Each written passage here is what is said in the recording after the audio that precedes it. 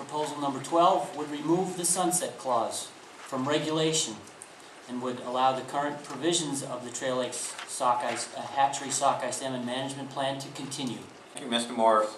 Mr. Chairman, one of the issues here is what will actually happen to the Trail Lakes Hatchery program if we do vote this down, or we rather remove the sunset clause. And I asked staff to be prepared to discuss this in some detail. This time I'd like their comments, both for commercial and sport.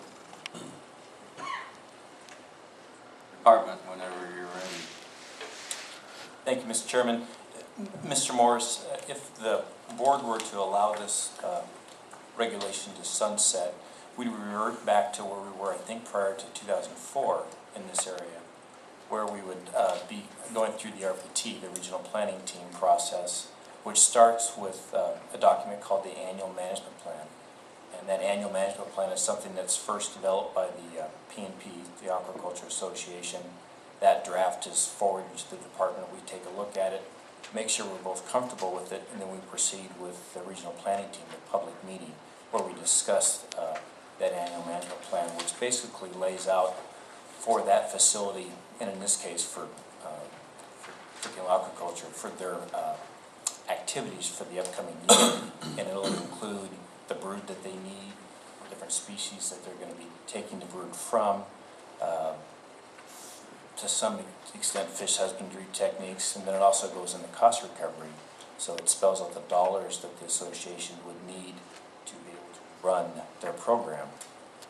And so through that process, a recommendation comes out of the regional planning team and goes forward to the Commissioner of Fish and Game. And typically that is then signed, and that's the document that then dictates how we, both the department and the P&P conducts themselves in the upcoming season. And so in this case, if this is sunset, there's no longer a Trail Lakes management plan, go through the processes I just described. Let's just say they have a cost recovery number of X amount of dollars. We would go in and EO a special harvest area in the upper part of Resurrection Bay and prosecute a cost recovery fishery until some point where the cost recovery was along its way, meaning let's just say we're 30% of the way through the sockeye season and they've already reached half their goal. We then might be entertaining common property fisheries. If we're at 70 or 80% of the sockeye run and they're still lagging, meaning they're not getting their goal, it very well could be 100% of the fish would be going towards cost recovery. So it's one of those things where we just watch it daily and manage it like any other cost recovery, which is basically in conjunction with the P&P and see. Mr. Ward? Mr. Chairman, yeah, I think that explains it, what I was looking for. I don't know if other board members might have questions. Other board members, Mr. Jensen. Just one question. If this were to sunset, does the 2% go away that the fishermen pay on their fisheries proceeds? Mr. Chairman, Mr. Jensen, no, it does not. So if this sunsets, nothing changes? As far as the 2%, Yeah, if it sunsets, 2%. correct, the 2% remains. And the fishermen still may have to not fish to allow for cost recovery.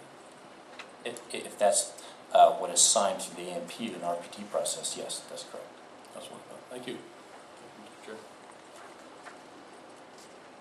Mr. Johnson. Thank you, Mr. Chairman.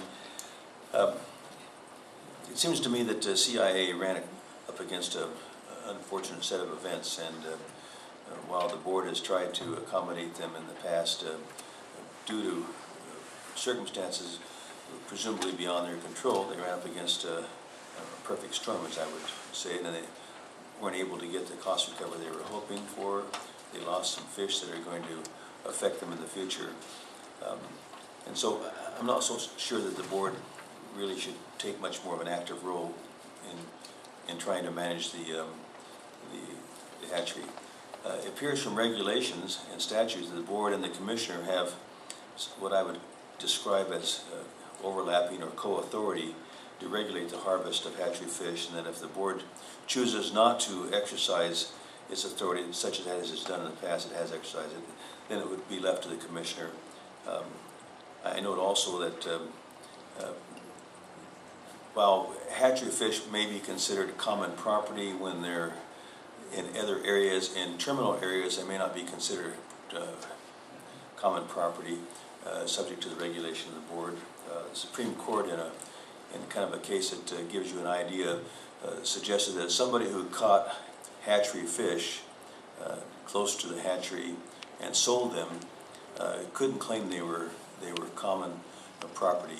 The Supreme Court of Alaska indicated that that was not common property. It wasn't subject to the common property clause of the Constitution. Statute and regulations give the authority to both the board and the commission, and it is interesting to note that if the hatchery were to fail, the commissioner and the state own the fish. Then they can take the fish, their fish thing, they can sell them as their fish. They're certainly not common property fish. So to some extent the question becomes, should the board exercise its authority and establish a management plan if it sunsets the existing Trail Lakes Management Fund? There'd be no plan if we just sunsetted it. It would then go over to the commissioner to establish a plan for harvest and cost recovery. The board has given it a pretty good shot, and it hasn't worked, regrettably, and I'm not so sure that the board should get involved much more.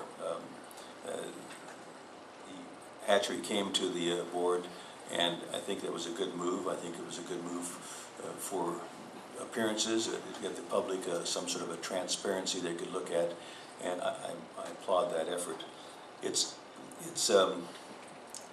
somewhat disturbing because I know that the hatchery has obtained a lot of funds from different sources. They've obtained grant funds, non-recourse grant funds, which come with grant assurances. And I'm sure after talking to the president of the hatchery that those grant assurances carried with it some promises and obligations by the hatchery to provide a resource for the public benefit. They've borrowed money, and I'm sure that the hope was that this would be something that would provide a benefit to the fishermen. The fishermen have voluntarily, through an election and a vote, have agreed to be taxed 2% by the state, which is reimbursed to the hatchery. And I'm sure that one of the conditions of that agreement and willingness to pay that was some hope, some agreement that they would get some fish in the future. It's not working out that way, and my way of thinking it's time for the board to relinquish its management's responsibilities, which it can do. It can cede that over to the commissioner. I wouldn't mind hearing more on that, but that's kind of my way of thinking, and hopefully with the best of luck and good fortune, this will work eventually, but right now it's not working as it was intended. And I know that the hatchery people would very much like to have this work, and I'm sure they're very disappointed, like many other people are. Mr. Chairman. Thank you. Other board members? Mr. Morris. Well, Mr. Chairman, I believe Mr. Miller could speak to there's a sport fishery there, as we all know, and perhaps we could hear a little bit about how that might be impacted.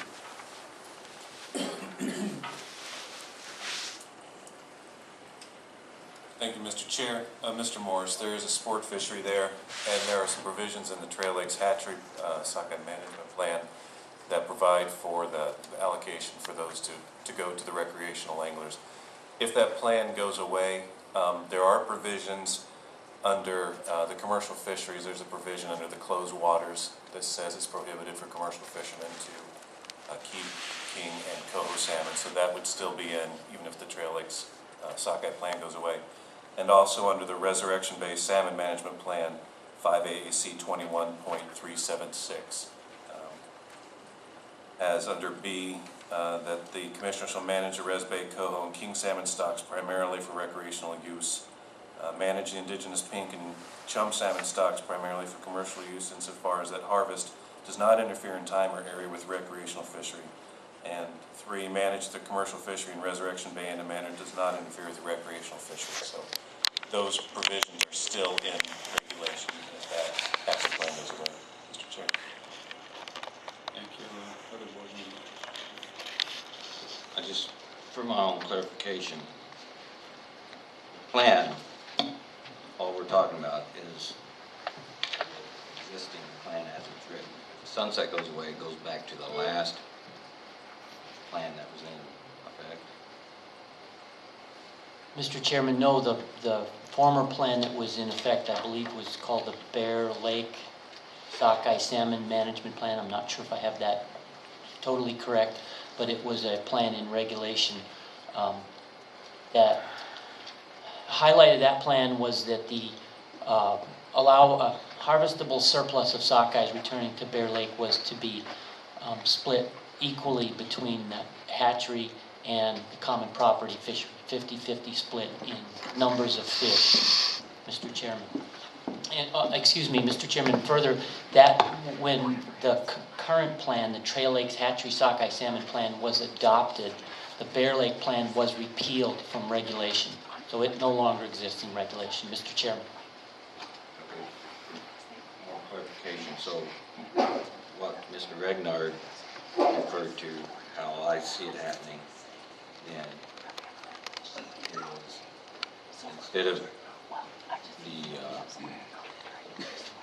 100% cost recovery before commercial fisheries activated, there'll be a meeting, and you're still gonna, if they need the 100% of the fish, they're still gonna be able to get it.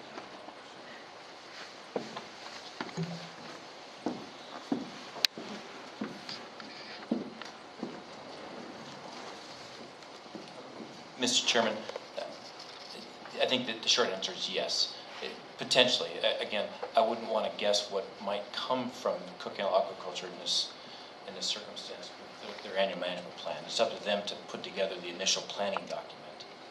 If that planning document were to come out saying, the forecast is X and our cost recovery needs are either equal to or greater than X, well, then there would be a request to have 100% of the fish coming back be taken for cost recovery to cover expenses. So that is possible. In season, we might have a run where it, let's say it comes in greater than forecast, well, then there would be opportunity for common property along with cost recovery. But we could enter this season with the plan of taking almost all the fish based on the forecast and the financial need. I thought that's what I heard. I want to clarify it. If you vote this down, you can take all the common use fish for cost recovery. There'll be no fishing on these stocks until the cost, if you need it for cost recovery. Mr. Chairman, if the sunset's allowed to stand, so the plan disappears, that is a potential outcome. Thank you. Mr. Brown. I think I understand what's happening, and Mr. Regnard, if you can answer yes or no. If we vote down the sunset goes away, then there will be a process where a new management plan is designed. Mr. Chairman, Board Member Brown, it's really what we do in the season based on the AMP, the Annual Management Plan, which speaks to the financial needs of the PNP, the hatchery, and what they think that the forecasted run will be. It's not so much a management plan. For example, in a lot of areas, I'll just back up a little bit, just talk in generalities, how we work with private nonprofits in the state. In a lot of areas, typically you might see cost recovery get to the 50% point before we start to engage common properties, and then we march together until they're at 100%, and then it's just common property after the fact. If the forecast was large enough in this instance, you might see something similar where they fish alone, meaning cost recovery until about the 50% point, and then we march together for the rest of the run or until they're done, and then it's just common property. In this instance, it's more likely that based on the number of sockeye coming back and the financial need, that the majority up front, we will think it's going to go toward common property.